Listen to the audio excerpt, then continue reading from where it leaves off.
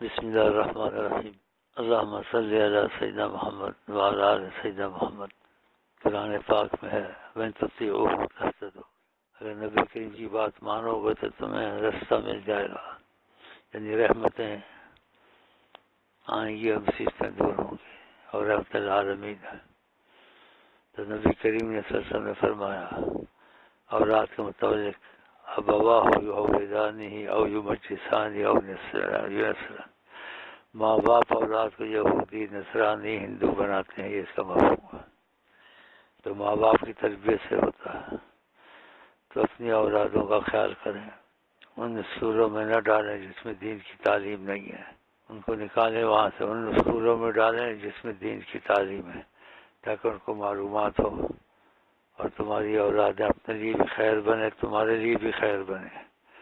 نہیں تو پھر یہ مصیبتیں بعد میں اولادوں میں بھی آئیں گی، تم بھی رنجور رہو گے، وہ بھی ہلاک ہوں گے اور تم بھی ان کے سبب سے ہلاک ہوگے، تم سبب بنے ہو، تو ان کا سارا یہ بوجھ تم پر آئے گا۔ تم اگر خیال کرتے ایسے نہ ہوتا، کیونکہ نبی کے ان کے ماں باپ جو بنائے ان کو جو حدیث میں سنا دیا، تو احتیاط کریں اپنے اولادوں کو ان اسکولوں سے جلدی نکالیں اور ان اسکول میں ڈالیں جہاں دین کی تعلیم ہے۔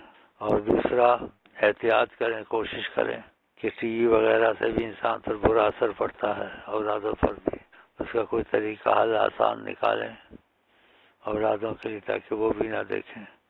بس خبریں سن لی یا کوئی کھیل کا مسئلہ ہے جس میں فحاشی نہیں ہے، تھوڑا سا وہ خبریں سن لی، باقی چیزیں نہ دیکھیں، دین کے مسئلے نہ دیکھیں، مناظرے دین کے، بحث مباحث، اس سے تمہارے اندر الجھن پیدا ہوگی اور طریقت میں یکسوئی خدا رسول کی محبت سے تم کو نقصان شروع ہو جائے گا۔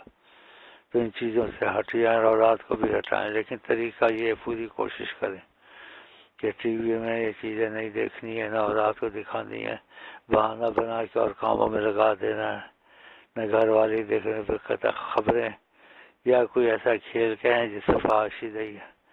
تو یہ چیزوں کی کوشش کریں، اگر خدا توفیق دے تو برکت خیریں آئیں گی، کیونکہ یہ پرہیز جو سی ہے دوائی سے زیادہ ضرورت ہوتی ہے۔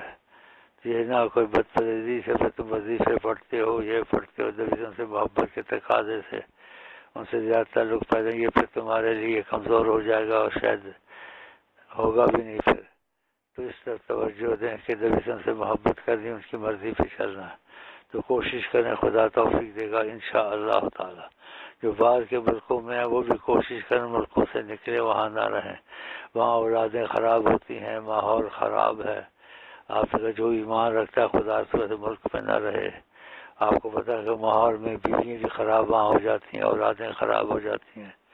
کوئی مجبوری ہے تو مجبوری کی ماتحت تھوڑا رہے، اپنا قرضہ اتارے اور مجبوری کو پوری کرے، پوری نیت ہے کہ میں نبی صلی اللہ علیہ وسلم کی بات مانتا ہوں اور انہی کی مرضی پہ چلوں گا، خیریں آئیں گی۔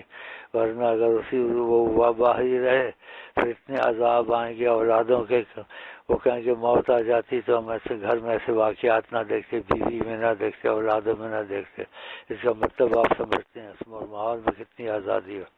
تو خدا رسول کے لیے اس چیز پر چلیں تو تاکہ تم لوگوں کو وظیفوں کو پورے فائدے ہوں اور تمہاری اولادیں اپنے حق میں بھی اچھی زندگی گزاریں نبی کریم کی رحمت کی نظر میں، اور تم بھی اولادوں سے خیر اور راحت نصیب تم کو ہوگی اگر اس طریقے پہ چلو گے۔ تو میں کوشش تو کرتا ہوں، باقی تمہاری نیت سچی ہوگی تو سب کچھ ہو جائے گا۔ السلام علیکم ورحمۃ اللہ وبرکاتہ۔